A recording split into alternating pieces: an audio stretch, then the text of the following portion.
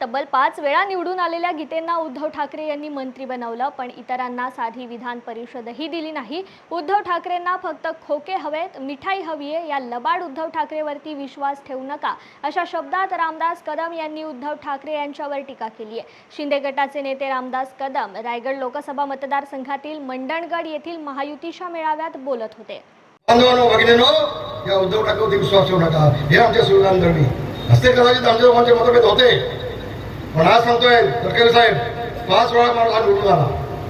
या माणसाला कधी विचारधारा नाही, काय विधान परिषद घेतले नाहीत, काय मंत्री बनवला नाही।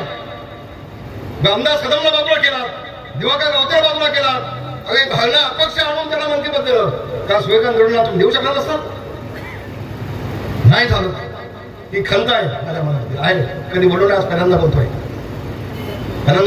कुठलाही स्वतः नाही माझा, जबाबदारीने बोलतोय।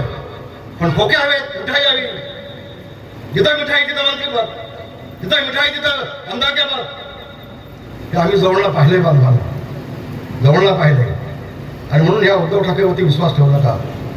आज मुस्लिमांना बोलवतोय, समाजाला मातोश्रीवरती हा लबाड आहे, याच्यावरती विश्वास ठेवू नका। याची नस मला माहिती आहे, नस मला माहिती आहे। अशा या नालायक आनंद गीतेचा कोकणातून कायमचा निकाल लावून टाका अशी विनंती करतो आणि सांगतो। धन्यवाद। जय हिंद, जय हिंद।